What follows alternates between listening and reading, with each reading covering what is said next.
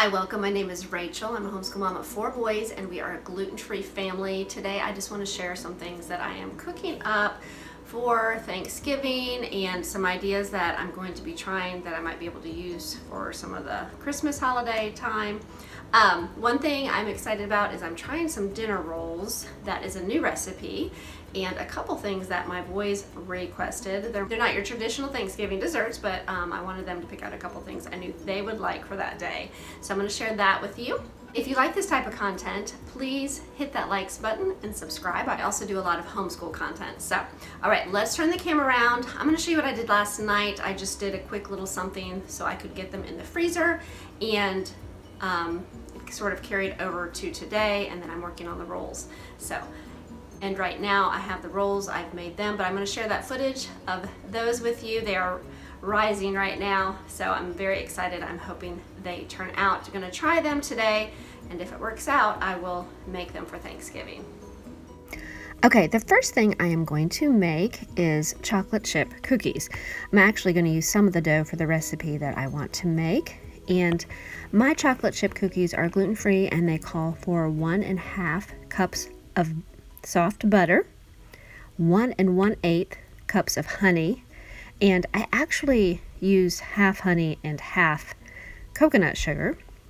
It calls for 6 eggs, 3/4 teaspoons of vanilla, 3 cups of gluten-free flour mix, 3 teaspoons of xanthan gum, which I don't use because I don't have right now, and I don't always use it.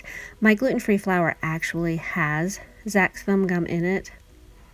It also calls for 3/4 teaspoons of salt, 3/4 teaspoons of baking soda, 6 tablespoons of cornstarch. I actually used arrowroot powder this time. I had purchased a large amount from Azure Standard and have been using that instead. But I have used cornstarch, and it turns out about the same. And then it calls for 1.5 cups of chocolate chips, but I usually only use about 1 cup. 1.5 cups is a lot, so this is what my cookie recipe calls for.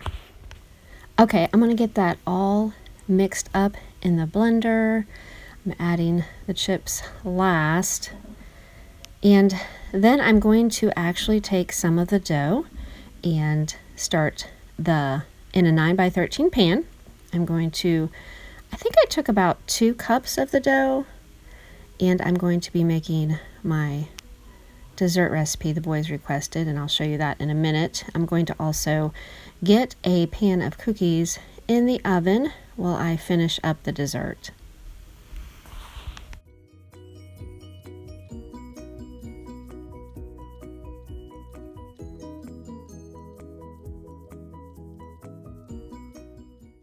Okay, next I'm actually just going to use a brownie mix from Pamela's gluten-free mix. I've used different brands. I don't think it really matters, but I'm going to make this and actually layer it on the top layer of the cookie dough. My boys love this. I usually don't make it that often. I almost forgot about it, but my 10-year-old wanted to lick the spoon, so he's in there seeing what's going on. He sees chocolate, he wants more. Okay, here is the brownie mix that I use from Pamela's. I also use a chocolate cake mix, which I just purchased along with that because I have a birthday next month.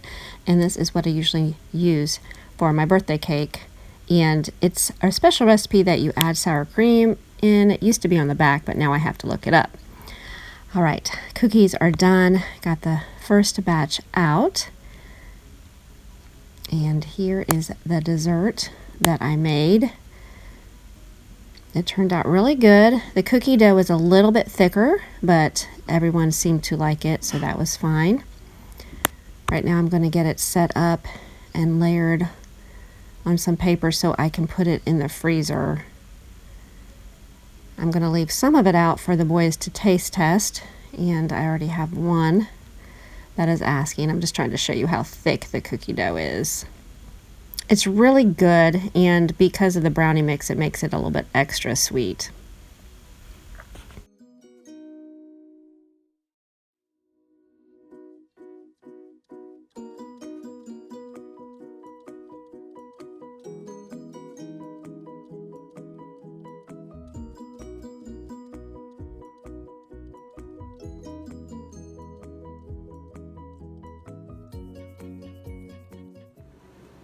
Okay, I am going to try to make a new recipe. I have really been hoping to find some type of rolls. I've been following this Meaningful Eats, I think, over on Instagram, and she always has some really good recipes. I haven't tried any of them, though, and need the yeast for it, which I have not used in a long time. I used to make some wheat yeast rolls back in the day before we were gluten-free, and they were really good. But, so I'm going to try this and let you know how it turns out. It doesn't make a lot, so I think I'm going to try to make them today, and if it works out, I'll either make some extra and freeze, or I'll just plan on making them like Wednesday or something before Thanksgiving. It is late. Well, it's not late. It's almost 12:30, and I wanted to have a lot more done, but there are things that I am getting done, just not the bread rolls. But I do have to tell you that our chicken laid 2 more eggs. So this is egg 3 and egg 4, and we're very excited because one of them is looking bigger. So we figured it's probably one that laid the first one. I have some meat out for dinner tonight. I have my recipe. I have a pumpkin, trying to soften up.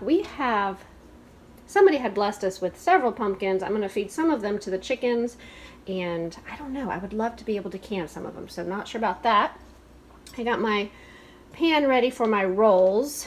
I got my mixer, and I've got my dry ingredients that I'm supposed to put in the mixer first, which actually called for some almond flour, which a friend of mine just gave me this bag. I've never bought this kind before. She bought a couple bags. I think she got on clearance somewhere, so I thought it looks good. I will try it. And then salt, baking powder, and psyllium whole husks. I've used this before. You can get this pretty much, I've seen it in several stores. And also, Trim Healthy Mama does sell a bag of it, which I actually bought a bag on clearance, but this one's almost gone. So I'm gonna try to use this up. Some gluten-free flour, and it called for white sugar, and all I have is the coconut sugar I use. So I'm hoping that does not ruin it. And that is the dry ingredients. I think the wet ingredients is butter, eggs, let's see, water, and some apple cider vinegar. Okay, so I'm going to get started on putting the dry ingredients together.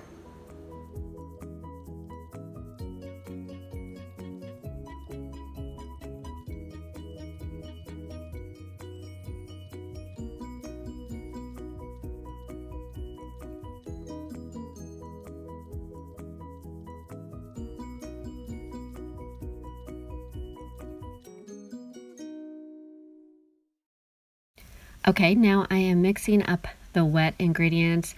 I am thinking that the psyllium husk and the apple cider vinegar are what is going to make these yeast rolls, these gluten-free yeast rolls, taste good. But it wants you to add the wet ingredients to the dry ingredients and then mix that up. Okay, here is the dough. I was actually supposed to beat it on high for like 6 minutes.